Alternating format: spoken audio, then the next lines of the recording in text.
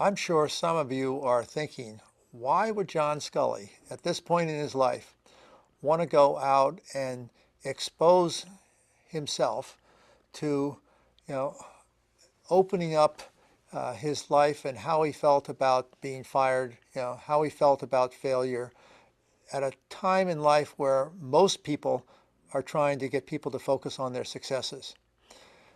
The reason I'm doing it is that I believe that it is so important in one's growth, particularly for those who want to take the path that I've taken, which is to dedicate their life to those industries that are ripe for transformation, that you can prospect new opportunities, but the best opportunities are ones where you are undoubtedly going to be exposing yourself to making mistakes.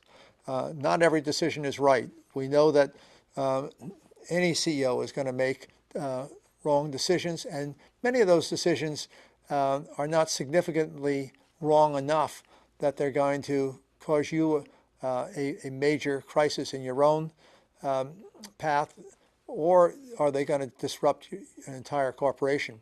But there are failures, and I've had those too, which are not only failures to your organization, but they're failures which can affect you personally in your life. I mean, it's a very, very painful experience to fail publicly.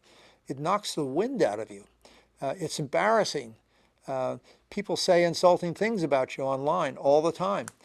So, do you really want to expose yourself to that unless the rewards on the other side, and I'm not talking just about the financial awards or the recognition awards, but the rewards inside yourself when you are alone with yourself and thinking about things in a very private way, can you get comfortable with the aspect that I had to get comfortable with, that it is so motivating to be part of something that can fundamentally change things and bring better ways of doing things to society, to an industry, to customers, that it's worth taking the risk or even the pain of failure.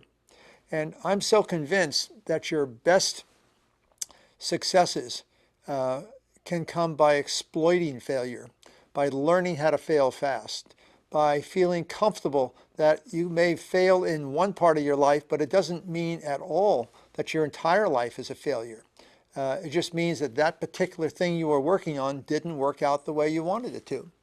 And if you're going to have creative destruction, as Joseph Schumpeter, the famous economist, has really laid out the roadmap for all of us decades ago.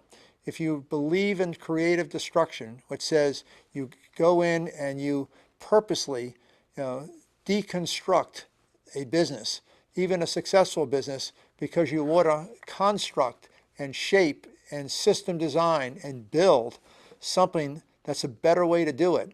If that's the kind of person you are, I understand how you feel.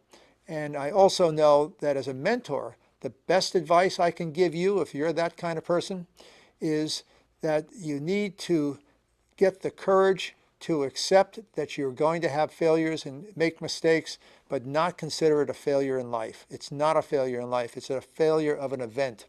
And you have to learn how to ring fence it and learn how to be authentic and open with people around you and how to build a network of personal relationships and hopefully find what I never found, because I don't think there were many around at the time that I was running businesses, find a mentor.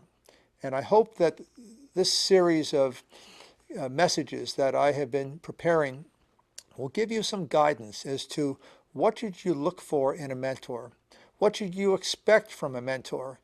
How comfortable should you become with a mentor in sharing your most inner thoughts about weaknesses you may think you have or strengths you may think you have?